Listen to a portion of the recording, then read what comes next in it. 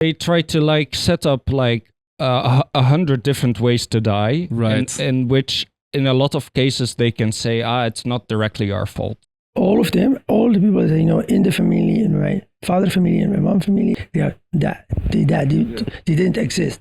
These people, they didn't count them. They say he died naturally, Right. but it's not. There's no food, there's no medicine. All the people have heart diseases. If you go as a civilian to get aid in the official aid distribution site run by the American and Israeli militaries, you have to get bioscanned, and an AI decides what the probability is that you are part of Hamas or associated with Hamas.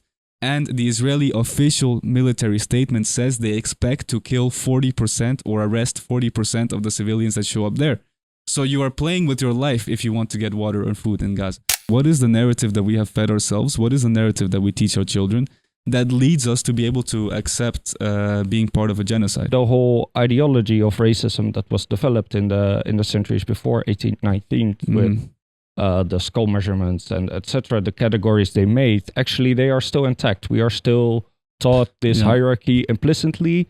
The only thing that changed is that Jewish people became white. Otherwise, we would not be comfortable with this many. With 17,000 is the official number of dead children. No society can truly look that in the eyes if they see those children as being real children. And you get taught that we are the best, of course, that we are helping everyone in the world and we are doing no harm. We are just trying to, like, make the world a better place. It is more so a state that is very good at producing narratives, at producing indoctrination, that then is so effective that people themselves auto-censor.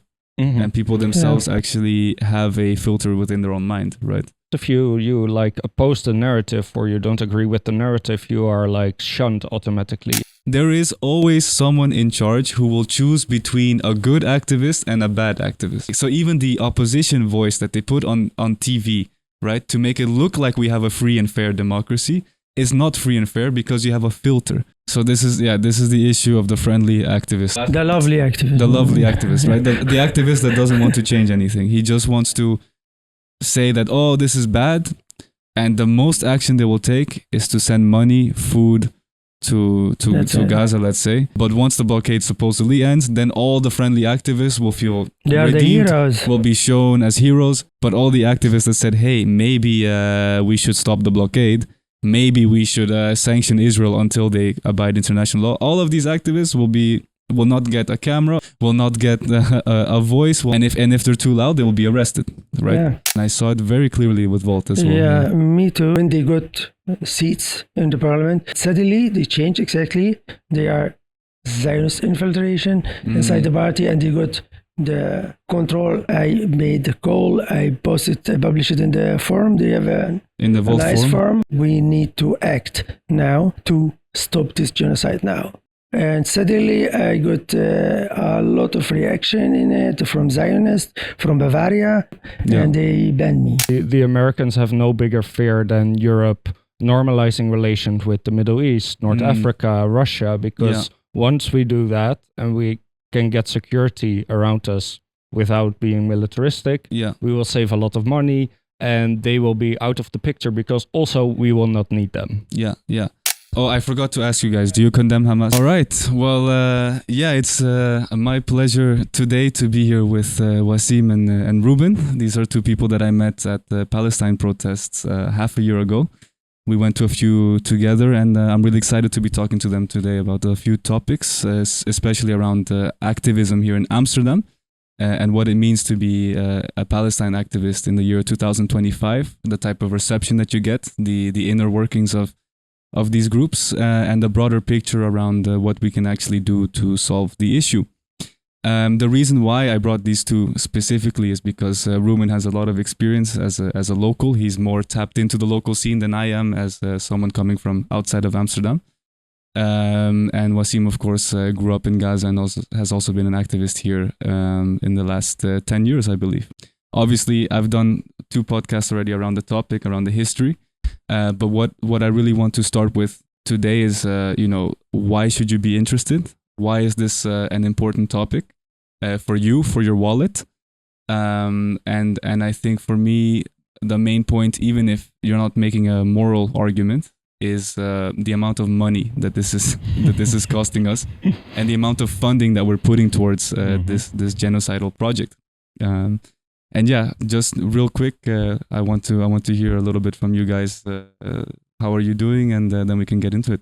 Yeah, I'm doing good actually. Like a lot of people, I guess I had some fatigue from all the bad news that was coming from everywhere. Yeah. And it did get me down at some point as well, like in the past 2 years, like many people experience, of course. And some time ago, I decided to delete a lot of my social media accounts. And I think it helped a lot, actually, to feel better and to focus on other stuff and not get sucked into the horror stream every day that we have.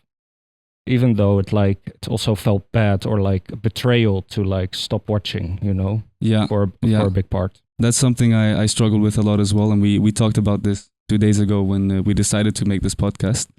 There is a lot of fatigue out there. I also feel some fatigue. And for me, the hope is really in being able to do new types of activism. And I think all three of us are very much on the same wavelength when it comes to what does real change mean? What is the core of the issue? Is that something that, I mean, we have fatigue here without having family members there, without having our social circle actually living there. Is that something you experience as well after this many years of struggle, let's say? Yeah. And in the last maybe one and a half year, with Ruben, with some good people, we try our best to achieve a change. Achieve change in all sectors is very hard. One thing that you can feel is that you got energy and power from doing things that it could make unity. It could make it progressive. For example, if we talk about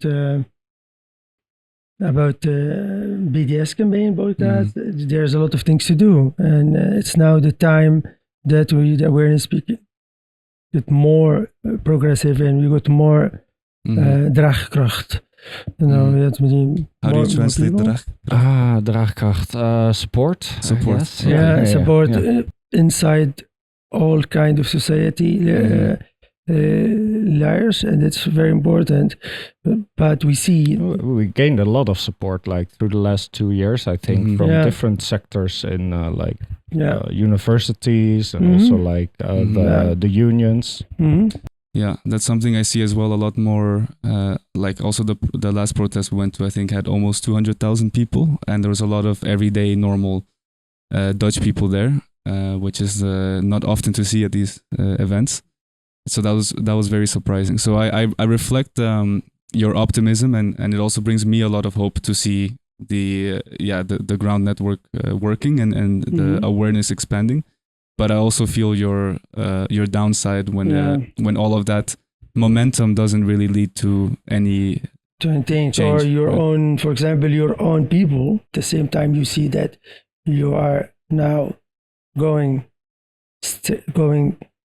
forward with a little group of people, and there's a lot of people they are doing demonstrations, they're doing a lot of things, but there is no strategy. They don't know. They are only demonstration good, demonstration perfect. Okay, but do things. We see that the groups become more little.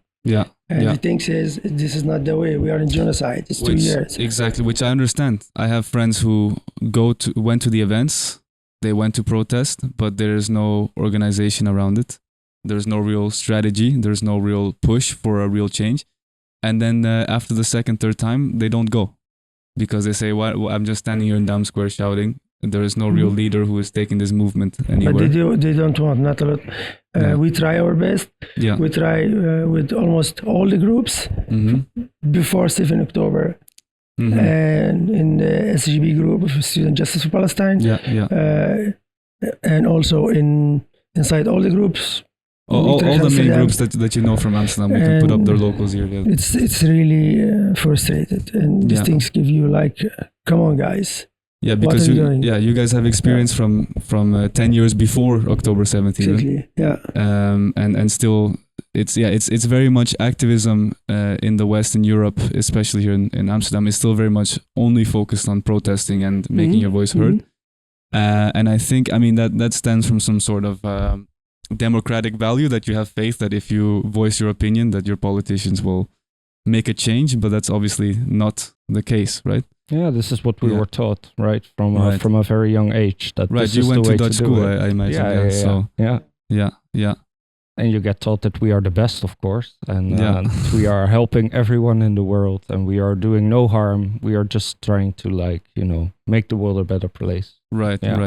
And do you think that sort of ideology of the Netherlands being civilized in the sense that they can do no wrong and that they just at heart always have the right intention, do you think that type of framing ideology also holds back the movement here, that people aren't as happy to act because of that? Is there a connection? Or I think so. Like, if you look at the States, for example, I think people are like willing to go a lot further because they also really believe that the United States itself is like evil, right, and should be fought. And that's even true. like if people recognize the Netherlands is complicit and we don't play a good role in this genocide, then even when people recognize this, they will still say, but the Netherlands is a good country and we are trying our best. Right. You know, we have no choice.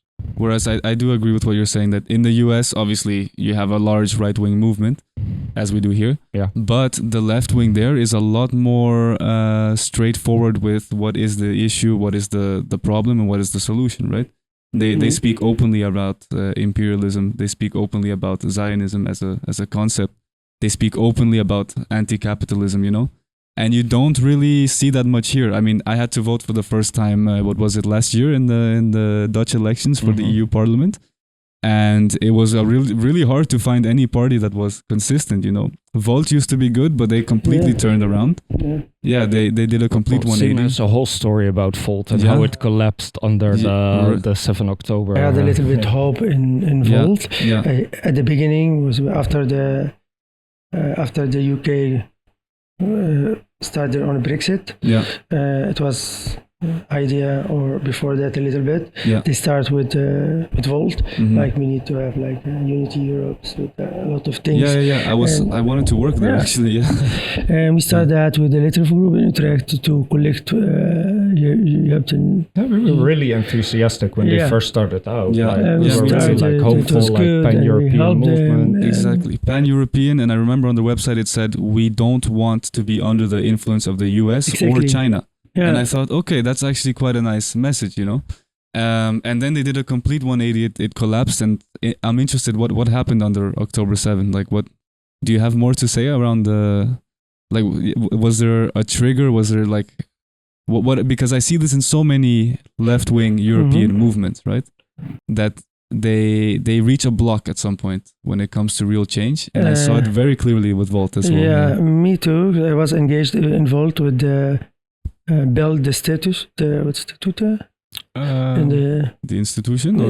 Institution. Like and the foundations and the rules. The rules at the beginning. It was for me like a very good thing also to have a different perspective about Palestine and about Palestinian Israel occupation, colonization, imperialism. And it was really, guys, let's do it. And we were talking about it a lot and we started voting about it. But suddenly they changed exactly. They were, when they got seats in the parliament. I talk about the Netherlands. I don't talk about other countries' votes in Italy, Spain, Brussels, well, Belgium. I imagine the German one is probably... the German. You don't know what the German done. I was told. Oh my God, destroyed the whole party, I guess. The German done. Exactly. I was at the beginning of the 7th October. We have a call. And for me, like, I mean to share the call as much as it can, like we as here in Europe found out, evolve the perspective. We need to act now, and we need to put more pressure at the European Union, at all parties, EU states, to stop this genocide now. I made the call, I published it in the forum. They have a in the Volt nice forum. forum. And suddenly I got a lot of reaction in it from Zionists, from Bavaria. They are also Volts, but they have the control over the forum, and they banned me. Yeah, there is a very, I call it the watering down tactic, right? There is a very interesting thing that happens, and I think this is really the core of being able to keep the Western Empire in the way that it works alive, right? It's this form of, yes, you have freedom of speech, so you can go to the street and say the most militant left-wing slogan you want, but every time you move one step closer to real power, to real participation in the society, it gets watered down, right? So the first layer would be these organizations, the activist organizations. Yes, you can join, but they will never tolerate any real militant action, right? Then you have a second layer. Because they have some kind of sponsor or whatever. Yeah, they have someone or some group that's like keeping them in the... And then like once you get to the political level and you actually get seats in parliament, it seems like, I need to look into it specifically, but it always seems like there is some mechanism in place to make sure that no one sitting in parliament actually wants to change anything fundamental, right? And this is exactly what we saw with Volt, and I'm happy to hear that you actually saw it from the inside as well. Yeah, we try after that in Volt, we try to, with a lot of Volts from Italy, Spain, Belgium, we put a pressure in the whole people, and there was a lot of Zionists. Badly is the whole party, the people who have some function inside the Volt party, they are Zionist infiltration inside the party, and they got the control in some things or information, and that was appeared at the moment that I shared the call out, because the people start to attacking me, and the people from I got some support from people from Italy, Spain, and Belgium. So Italy, I think Spain, Italy, and Belgium have a history of being a little more, but in Italy and Spain, I mean, especially in Italy, I know because I grew up there, but when the communists were about to take over in the 60s, they started bombing them through NATO, so they did real. So what I'm getting at is, I think that the mechanism is violence. That if the activist groups do not comply with a very strict democratic way of protesting, then the police comes and locks them up, just like we're seeing with Palestine action in the UK, right? If a politician in any way, shape or form fundamentally challenges the system, then they get infiltrated, or they get threatened, or they get taken out through force, as we also saw with Jeremy Corbyn in the UK, right? Exactly. So we have all these examples across Europe, and as I said, it's a historical thing. In Greece, in Turkey, and in Italy, we bombed the communist movement, and that's something that came out later in the 90s, right? But nowadays it's accepted as history. So that is very interesting. How do you is there any activist group where you feel like you don't meet some sort of internal resistance? Is there any particular that you think is doing a better job? In general, in the Netherlands? Yeah. Actually, not. Yeah. Sorry to say that, but all people doing things. Yeah. But there is it's like we are here, everyone do things, but there is no connecting. There is no ideas. We are doing this. We need to achieve this and this and this, and they are only this group is happy with demonstration.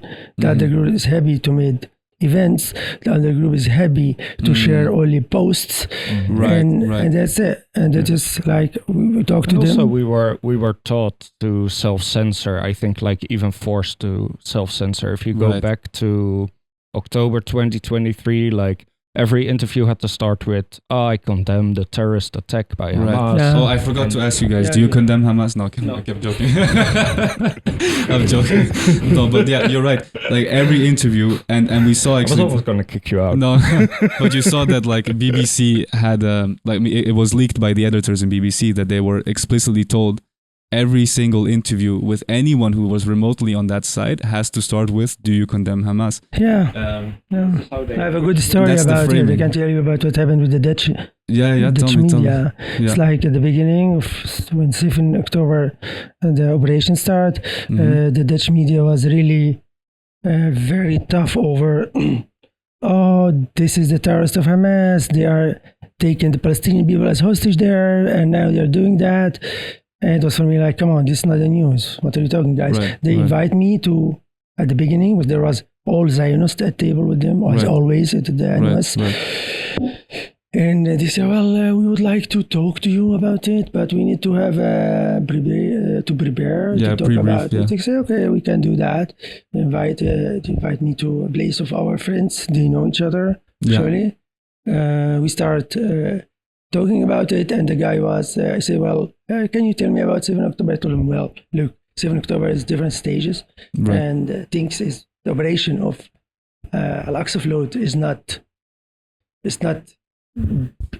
a target for military groups and military units that think that they can protect Gaza. They think that they can broke the resistance, but they show them that it doesn't work. But there's another things happen, like another Palestinian military wings and also civilians was joining there. And when they are joining there was That's really, a part that was not talked about. It's once the main fence broke, there was a big civilian movement to get out, to escape. Exactly. And that is the thing. The distinction is still not made. I mean, no, it's not even the distinction. It's the fact that it was never touched upon. I mean, unless you're watching Al Jazeera in Europe, you really never hear about these stories. I mean, the image that I saw was a 14-year-old with a flag made out of, I think it was a stick and some cloth, and he was standing on top of an Israeli tank. You know this. Our village.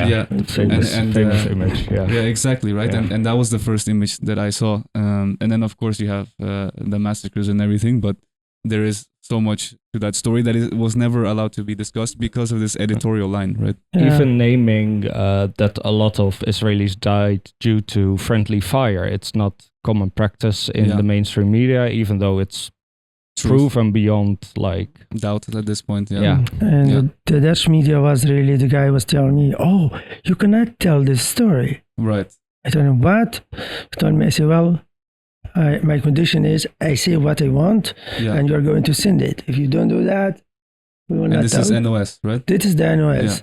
And he told me, well, we have other Palestinians who say a different story. Exactly. And this is the watering down mechanism that so many people who are not involved in the day-to-day, who are normal citizens, my family included, I tried to convince them of this a million times. There is always someone in charge who will choose between a good activist and a bad activist, right?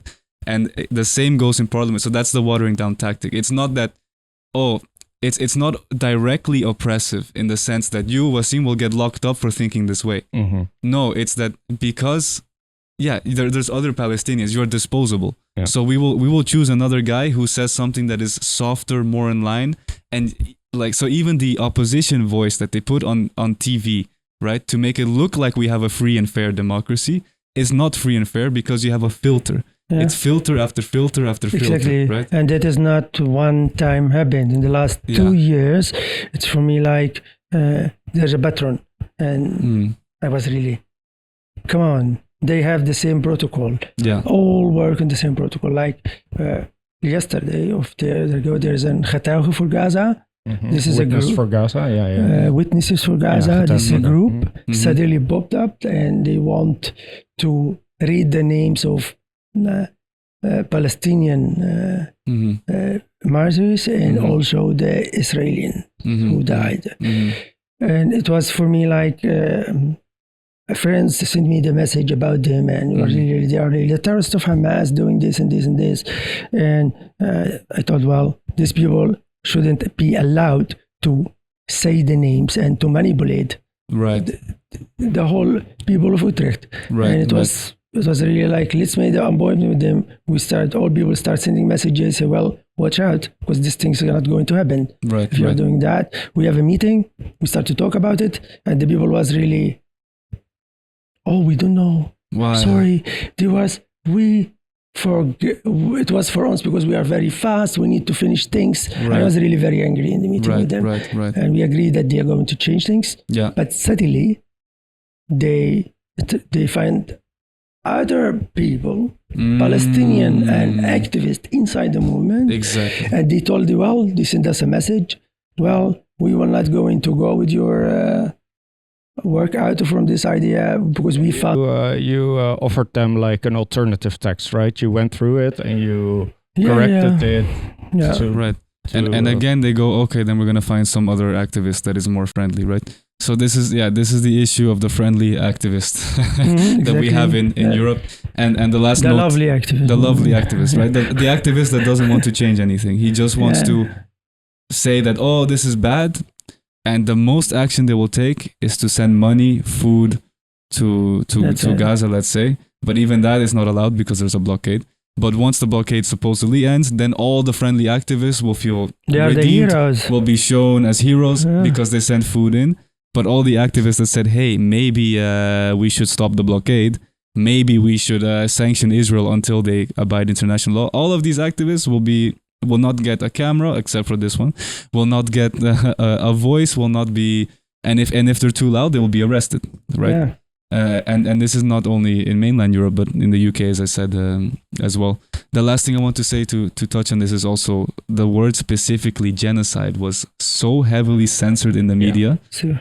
And that's another story that came out of the BBC, right? That basically they had a panic button for any time somebody said the word genocide. That all of the people in the media, and I'll put in some clips because there's some famous ones.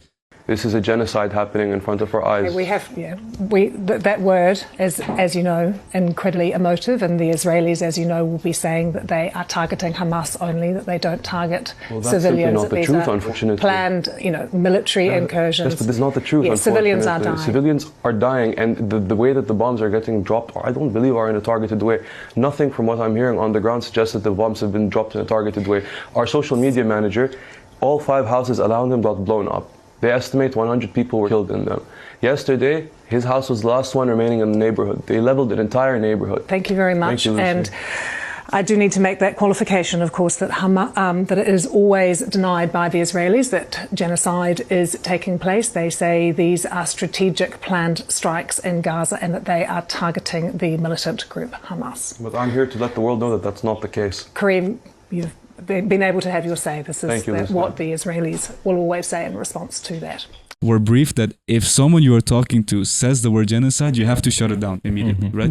And they did pre-briefs with people, just like you went through, that where they asked them, well, do you think it's a genocide? And if the answer is yes, then they were not interviewed. Then you're not given the time of day. Yeah.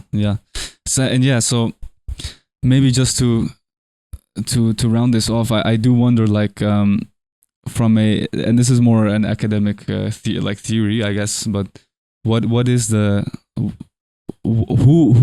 is putting in these filters? Why are they there? And what is it really that the core of our society is built on, if this is our reality, right? I don't know if you guys have an opinion on that, but otherwise I can start. I have a lot of opinions. Yeah, go on. I think it's not completely like top down, right? So it's not, in some cases it's literally enforced, but a lot of it is self-censorship and like also people believing the like story, the national story you have, or in the case of the Netherlands, the national story. So would I be right, and then like if I had to diagnose this issue, right? Would I be right in saying that it is not a directly authoritarian state that we're dealing with?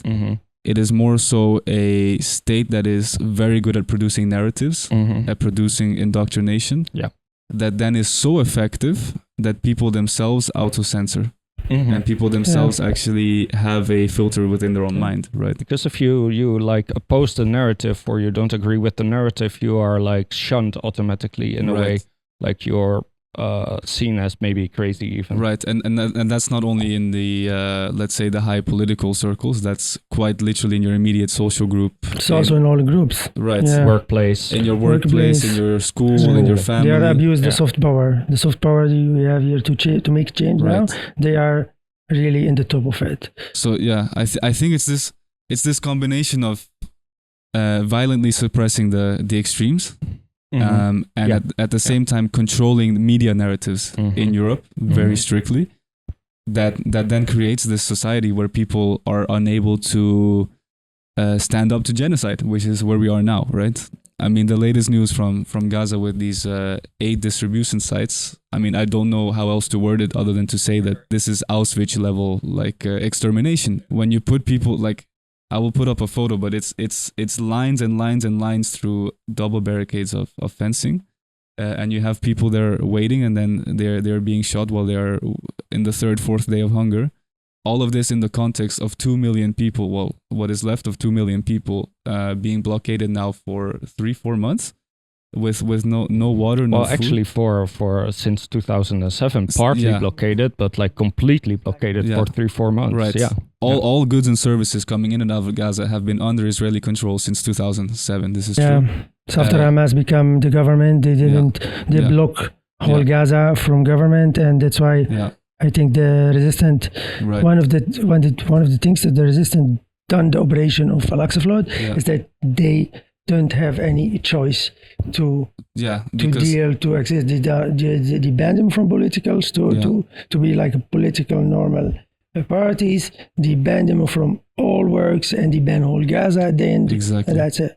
Yeah, I think like something I always emphasize is that Palestinians have tried every single peaceful avenue that you can imagine. Sure. Protests, strikes. I mean, the first Intifada was mostly strikes. Like Abu Baida yesterday, he say, "Well, we have a deal here, table guys. We need to give you all your hostage." That was now after 2 years of the genocide. That was at the beginning, in the first 2 hours it has been offered on the first days. In the first 3 days, they tell, "Well, guys, we didn't want that it escalate like this. Look, we give you your civilian hostages, and we try to fix things. About the military, you will not get them. There's a different story for that, of course." But yeah, this is sort of the context, right? And also, so from 2007, the Israeli policy was putting Gaza on a diet. So the official policy is to give all of those 2 million people who are locked in on all sides, including the sea, just enough food to survive, but not to thrive, right? So not the amount of healthy food that you need to look like us three, let's say, but a little bit less so that you're always on the brink of starvation as a society. And then, so what we're talking about the last 4 months is not the usual blockade, but a complete and utter stop of all food and water, except for these 3 aid distribution sites, I believe. Yesterday they closed one of them in Khan Yunis. 2. It used to be 4. There was one in the north, I think. I talk about one of the yesterday. They're not operating anyway, like in a decent way. So, and if you show up there to get food and water after being starved for there's this a many, scanner. They scan you. You first become the check controls, and if you are like 100%, the AI didn't catch you somewhere, or they think that you are. The AI doing system, things right? they are abusing there, they will shoot you after so that. I just want to clarify There's that point. Different layers in the even system. if you go as a civilian to get aid in the official aid distribution site, the only legal aid distribution site because of the Israeli military, run by the American and Israeli militaries and their subcontractors. And the Saudi and the Emirati. Even if you go as a legal citizen, you have to get bioscanned, and then AI decides what the probability is that you are part of Hamas or associated with Hamas. And the Israeli official military statement says they expect to kill 40% or arrest 40% of the civilians that show up there. So you are playing with your life if you want to get water or food in Gaza. I mean, this is why I say it is quite literally at Auschwitz levels. Like, I don't know how else to say it. This is the biggest extermination camp we've seen in modern history. The only difference is that their level of success has not rolled to that part. Like this is like because they don't have like the option politically to like openly like. Do they not? Well, they do, but they try to like set up like 100 different ways to die, right? In which, in a lot of cases, they can say, it's not directly our fault. So, the like people dying from a heart attack because there's no hospital. Well, that's not genocide because we didn't kill him. He died because of a heart attack. Right. All the there's people. No food. And now the newest regulation, which really was incredible, is that they cannot even go to swim in the water. Right. Yeah. This was from last week. I think, right? And also all people on age, like all people, all of them, all the people that I know in the family, in my father family and my mom family, and all neighbors, they didn't exist. These people they didn't count them, right? with the people who because they died of old age. He died naturally, right. But it's not. There's no food. There's no medicine. All the people have heart diseases. They have blood drugs. Yeah, there's a lot of people with diabetes, blood pressure. Like this is the category. And just the stress itself, right? Like losing a child can cause a condition called Takotsubo, which is of course. My mom now, cardiomyopathy. She started to get diabetes, and this is they've never had because of the stress levels. Exactly that, and she was like, "Why? What we do? We never have that." And that's why she was trying to check these things. It was very hard to find the doctor to say, "Come on, we are in urgency. Come on, for you sugar things, go home. We don't have capacity. We don't have things." But then you are checking it, luckily for her, and you were saying, well, because of the stress, because of all this kind of what happened for 2 years, all people here could get symptom of diabetes. Yeah, this is the next level, I think. So that's, I mean, we didn't want to go too much into the brutality of the situation because you can go and find that yourself, but it is part of the story, right? So to have all of that going on with the military and political and judiciary and public support of Europeans really, for me, shatters any hope that we have built a society here based on any moral values, right? And then I do want to go back to that, like what is the core ideology? Because you say that, you know, this is self-censoring and there's all these narratives. Let's identify it, because if we need to combat that, I think it starts by identifying, okay, what is the narrative that we have fed ourselves? What is the narrative that we teach our children that leads us to be able to accept being part of a genocide, right? That is at this level of brutality now, right? I think you see it best with the Germans, and it would and I think, like, without giving excuses to people, also to the Zionists, right? But like I think generational trauma can be a thing, and it does influence the way you think. And for us in the Netherlands, World War II is definitely this kind of event. And of course, like, Christianity in Western Europe used to be so anti-Semitic for like centuries and centuries. And then all of a sudden, like, we flipped the script, right? After World War II. I think, like, our morality never changed. We just replaced the Jews with the Muslims. Like, that's really how I feel. That's really how I feel. Yeah. And also, like, the whole ideology of racism that was developed in the centuries before 1819 with the skull measurements and etc., the categories they made, actually they are still intact. We are still taught this hierarchy implicitly. The only thing that changed is that Jewish people became white, right? For some reason. Exactly. No, and I fully agree. That was the European way of dealing with their moral issue. You know, I think the core ideology that drives all of this narrative is still that we only see Europeans and Americans, and now apparently Israelis, as true human beings, as people who have rights, and everyone else is non-human or subhuman or not worth as much. And the reason that I can say that comfortably is because otherwise we would not be comfortable with this many. With 17,000 is the official number of dead children. You know, no country can, no society can truly look that in the eyes if they see those children as being real children. So I think that is still the core is leftover, not even leftover, but continuation of that racist ideology of might is right. You know, that if because we have power in Europe, we're allowed to savagely dominate the rest of the world. That comes from the 1700s. I mean, this is social Darwinism, if you really want to go into it. And that never escaped. As you said, the only thing that changed is we were confronted by the brutality of Nazi Germany. And for some reason that apparently appealed to our humanity in Europe, where we went, ooh, okay, maybe not that much, because it was so close to home, right? Like, if you look at only a few years before, they had twice as bad of a genocide against people in Central Africa, right? Yeah. The Belgian. So I think really what gave that bad taste in our mouth was not that it was immoral to treat other humans as disposable, as complete objects, but rather that it happened so close to home that our children were seeing it. and that it exposed who we are as a society. And therefore we decided to say, okay, no longer within Europe, we have the European Union, no longer between white people, and Jews also now count as white people, right? And that was our way of addressing it. And anyone who tried to address it beyond that gets shunned from society. Yeah. It's like this is how they are keeping a lot of people inside the society. Inside Europe, they play people against each other, and this is things like when the Dutch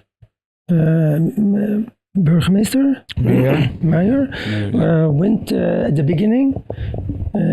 All the Dutch mayors, maybe not all of them, but a lot of them went to the mosques to talk to the Muslims about, oh, watch out. It's a religious conflict. It's between Jew and Muslim. Right. Keep your own believer out of the game. The mayor of Utrecht told me that I went to the mosque, Wasim. I told her, oh my God, you went to the mosque. We don't have any problem in the mosque. You are now creating you more are talking anti-Semitic. about Miss Piggy, right? About Miss Piggy. Yeah, of course, yeah. No, that's crazy, right? So that's our way of dealing with the issue. And also something I noticed is when visiting Palestine and like also seeing how Israelis talk about like religion and ethnicity, that we in Europe have a different definitions of what is a nationality, what's an ethnicity, and what is religion. And in the case of Zionism, these three concepts sort of like merge into one. Yeah. Like the nationalism is also the ethnicity. We are the nation of Jews. It's an ethnicity and it's a religion. Which, by the way, according to the European narrative, we're supposed to be against ethno-states as a definition, right? Yeah. But that's not the case. Yeah, right? not in this case. Yeah. I want to also bring just to expand it a little bit, if someone listening to this is a bit confused and not quite convinced. If you look at France and their way of dealing with Africa, and now with Ibrahim Traoré now in sorry, I forgot West Africa. Which one? Niger, close to Niger. Mali, Niger, Mali, and the third one. Burkina Faso. Yeah. Ibrahim, I don't know. Yeah. So Burkina Faso right now has a new president that is. First thing he did was kick out the French diplomats. He tried to get all the gold that is sitting. Their central bank has all the gold sitting in France, right? Of course. He tried to retrieve that again. He tried to break off from the franc, which is the system they use for that gold keeping. And he's trying to develop his own country instead of multinational corporations, most of them French, who are into mining, right? Yeah. And what's the consequence? The French tried to assassinate him, I think, 17 times, right, within the last 3 years. And so this kind of touches on that again, right? Yes, in France you have a lot of social democrats. In France you have free healthcare. In France you have a lot of activists. In France you have a lot of people sending money and doing fundraisers and parties to send money to Africa and to do anti-aid programs, all of these things. But any of these activists that would tell you, oh, we should give them back control of their own gold. Should be inside the managed system. Right. And any of these activists, I think, are instantly shunned out of politics, right? It's the important part of the ideology as well, right?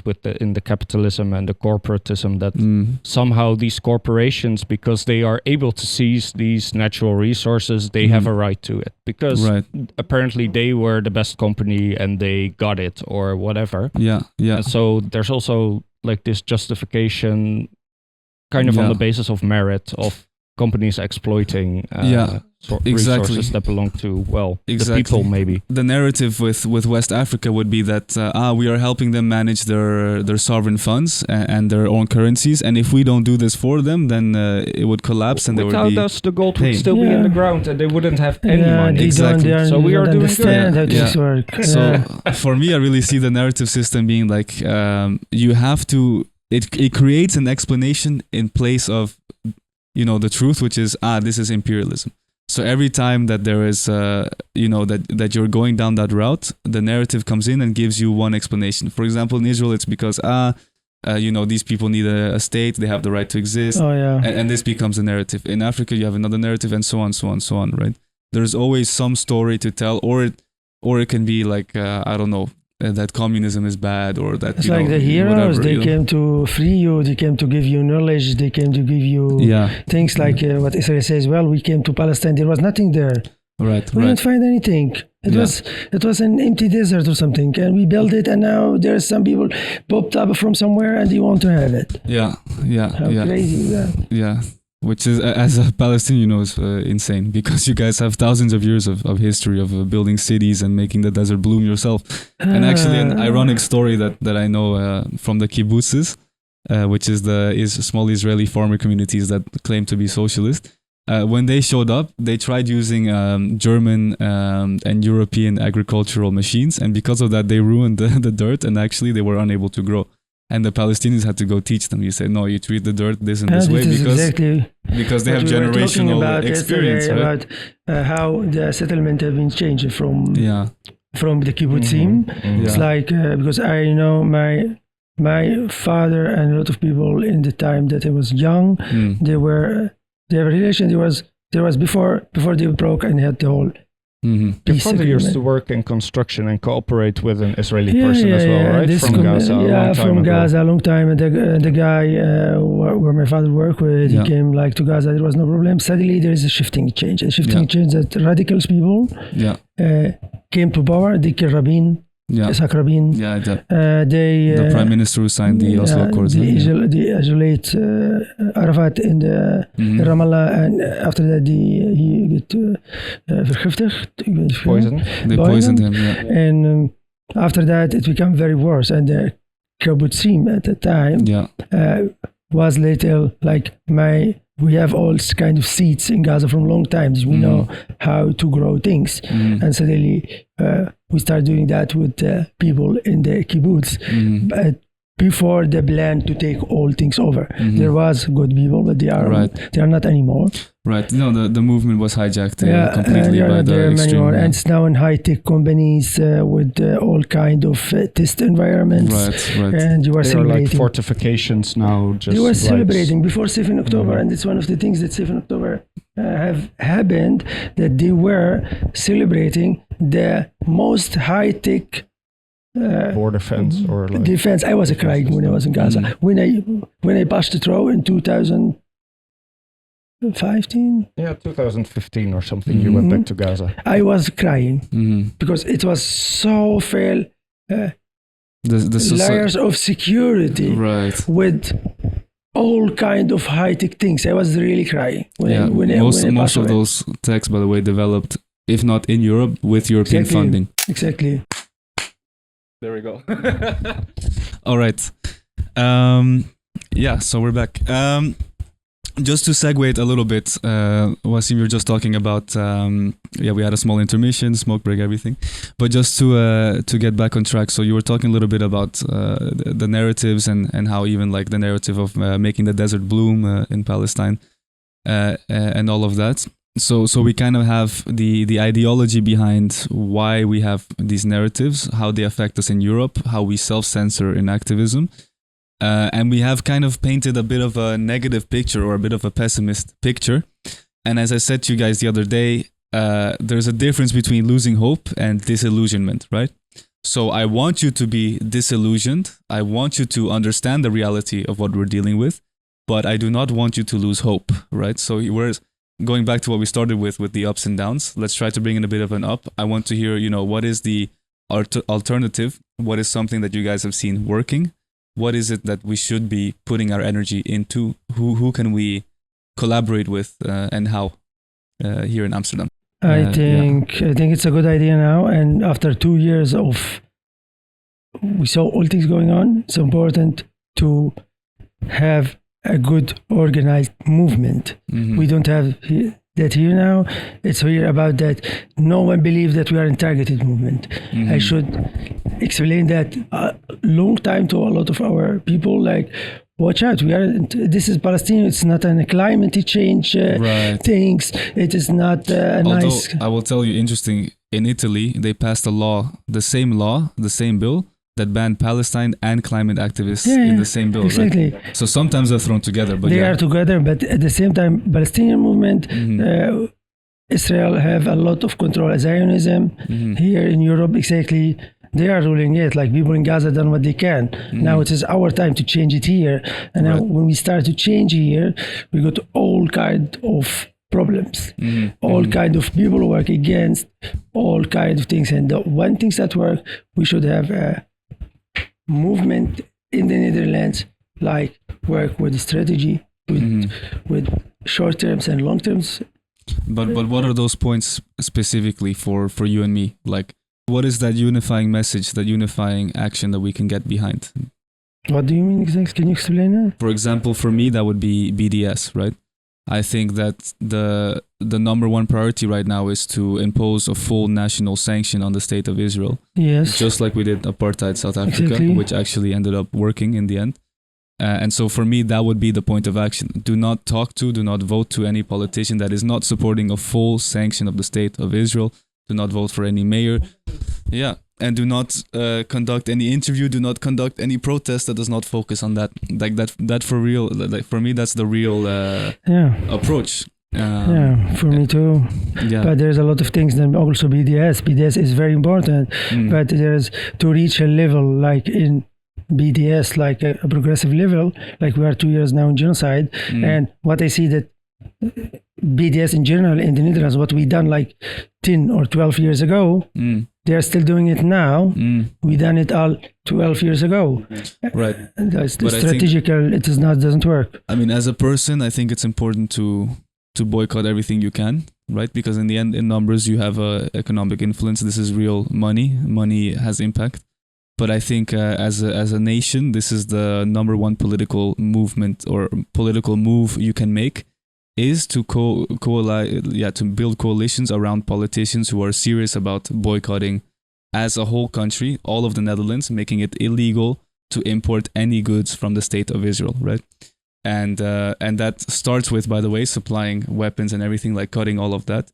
And getting rid of any support programs that we have, any academic ties that we have, any institutional ties. And for me, that is the main call to action. Don't forget the intelligence community. We need to purge these bitches from the intelligence community for sure. Yeah. And but I wonder if you guys have another action point that you think is more important or just as important. We have over the CD. We have the CD. It's a big organization here in the Netherlands. It's a lobby organization. It works for Israel. And in the last 2 years, actually, the CD lead the Netherlands. It's not, they have so much power inside the Netherlands. They are abusing all their power. It's like a glass wall you walk through every time when you try to reach a change. Right. Yeah, I think... this is part of the whole self-censorship and watering down and filtering that we've been talking about on this podcast. And I think that would be a strong second for me, is getting rid of the Israeli lobby as a concrete action point, making it illegal, right, to lobby for foreign government to this extent. And I think specifically we need to call out Israel because they're in breach of international law. Yeah. I don't think they should be recognized as a state when they're in breach of international law to this extent. A lot of the recognitions of state that we gave were supposedly came along with the condition that they would abide to international law, which they never did. Exactly. Right? So I think it should be illegal to be a lobbyist for Israel inside of the European Union. And I think that would be a strong second point for me. First is boycotting Israel, and second would be making it illegal. Yeah, the Israeli lobby has to become illegal. Yeah. Is there anything else that you would add to that? Are you talking like on the national level or more like as activists and organizers? I think both. I mean, on the national level, what are the policies we need to push for? What is it that we demand from our politicians? And on a personal level, what can you do as an activist to have the most impact? Well, the problem is that the conditions for like effective organizing aren't in place at all. So that would be the first point, I think. Yeah, but I do want to... I understand the disillusionment, right? And I think we went through that. But if we need to have hope, I want to hear from activists, okay, what am I offering instead? Like apart from complaining about the other activists.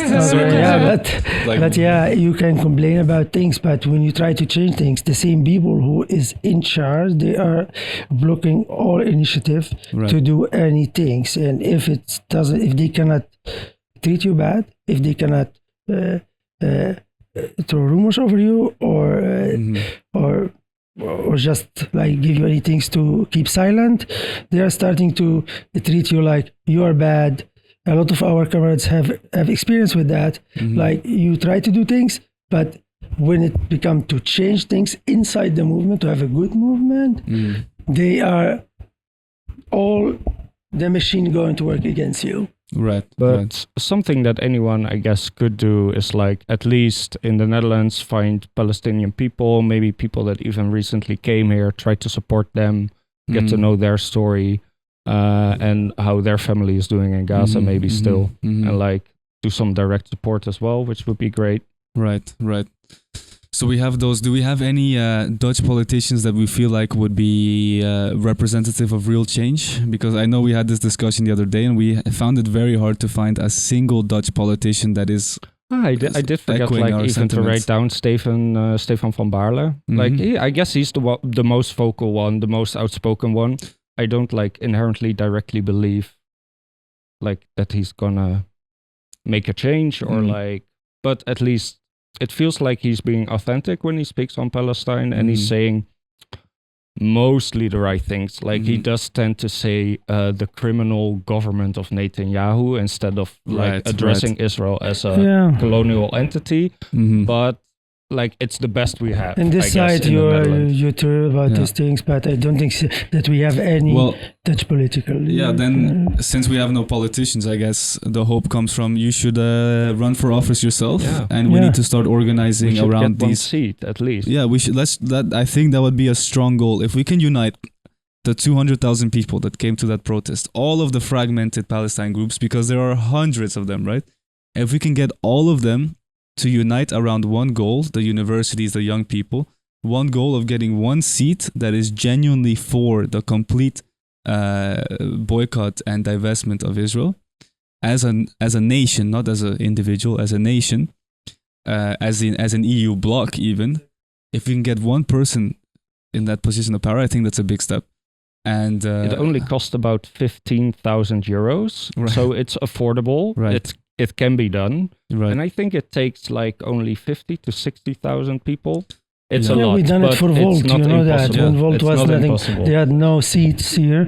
But the thing is, like now inside the movement, we start to think about an idea how to organize the movement, how to get like how much people, not specifically for election or things. It's more to achieve goals inside the movement, and I was planning with some people to make a whole structure how to do that, because why we learn from our mistakes in the past.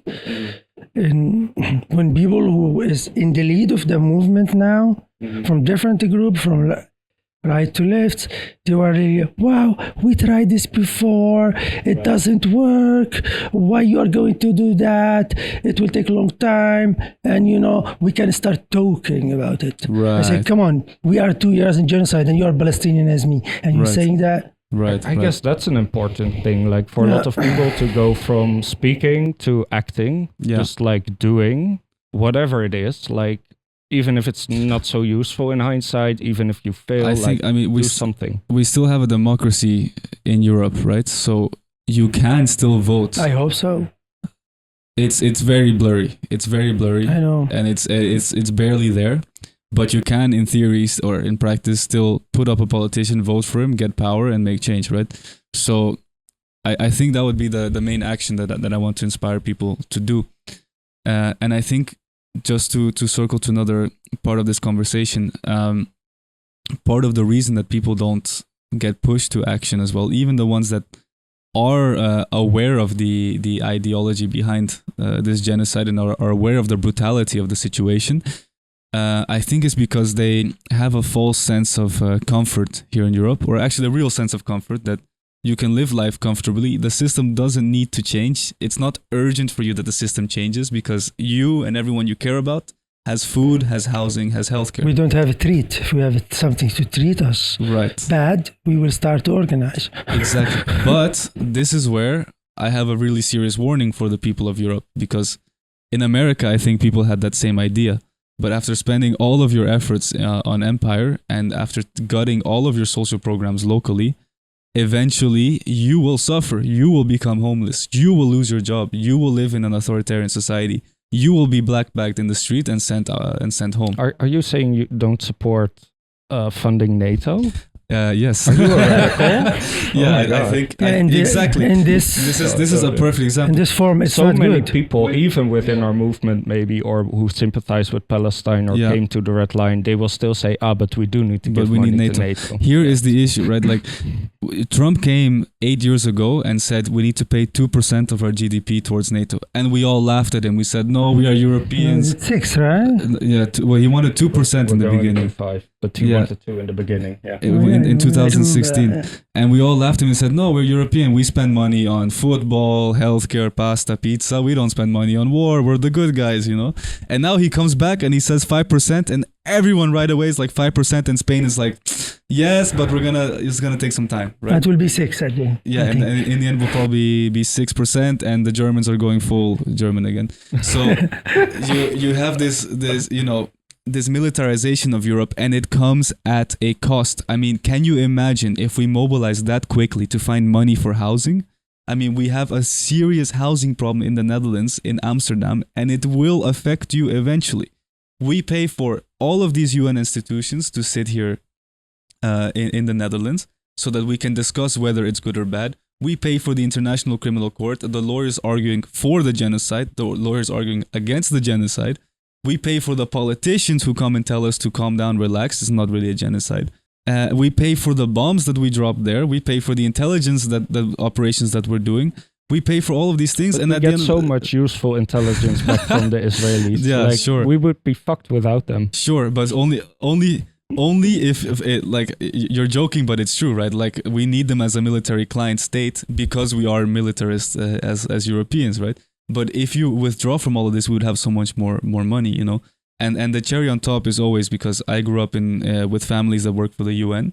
The cherry on top is always that once we've paid for all of the destruction, we, with our tax money, not the rich people, because we don't tax them anymore in this continent, we, the people, will pay for the reconstruction of Gaza. We, the European people. Yeah. And while we don't have houses here, we're going to have to pay for the rebuilding of Gazan houses. And then they will bomb them 5 years And later. then they will bomb them. They done it 3-4 times. Yeah, just It's like not, the biggest example is the European airport that we built in Gaza, you know, I think it was 2008.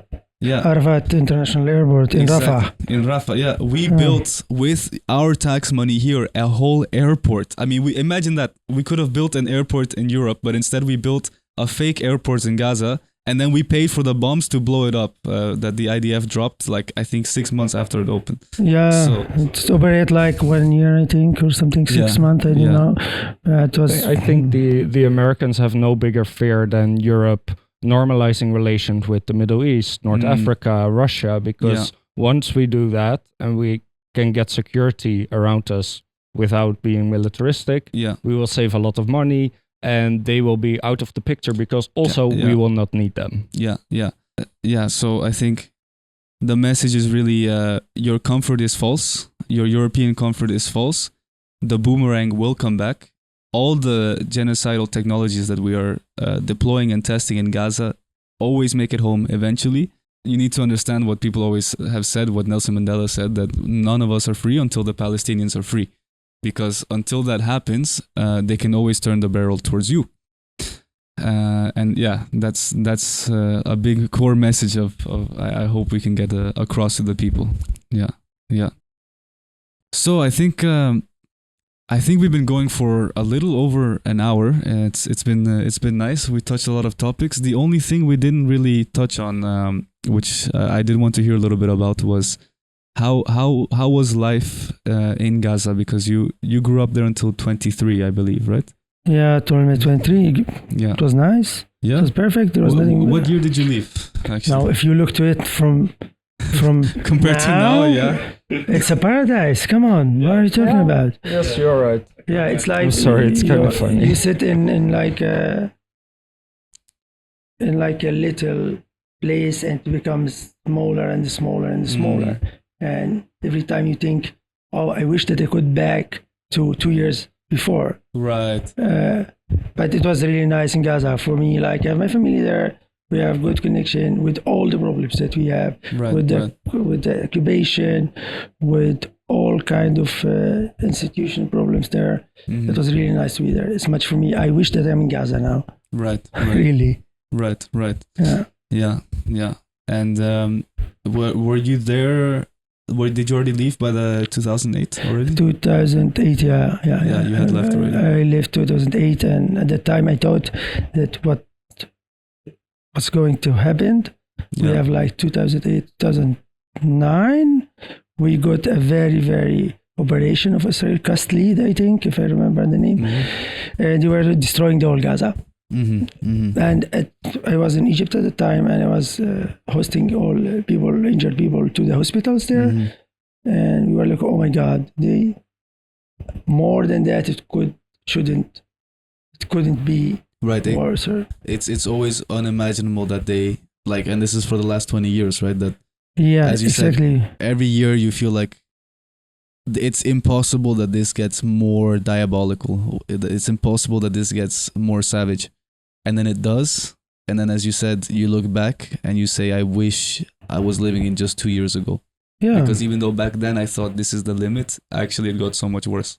Yeah. And now it's a genocide. 2 years. Yeah. You see it, we watch it, everyone know about it. Yeah. But we say, well, we don't know exactly what's going on. It's still complicated. What is the worldview? Like for me, it would be so difficult to be someone living in Gaza and looking out on the world and not think that everyone here is just completely okay with murder. You know, like what is the view of people out? Like what do people in Palestine think about Europeans, for example? Yeah, they think like we are alone. Right. We have been left alone. Right. Like no one. We didn't expect now after 2 years any help. We didn't have a hope to get help from anyone. Right. And this is absurd because it's the only things that what you have for resources and people there, you are going to use it. And how long it could go, no one knows. Right. But we know if it's going with this kind of brutality, with the support of the whole world, Gaza will not exist. All the people going to be die. And you don't think any of us care outside?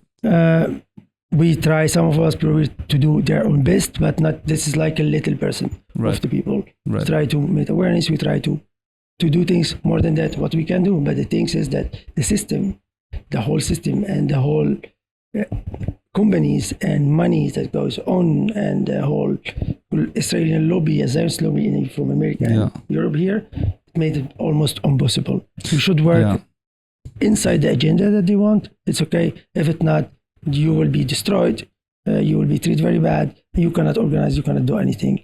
Yeah. But like I really admire with Wasim, like he has always remained like friendly or like even understanding to people who have Zionist conviction. I remember like my grandmother, she married a new husband, and he was really like Christian, fan of Israel, blah, blah, blah. Old man, come on. And Wasim came there, and sometimes even now he's defending him. He's defending him. Yeah.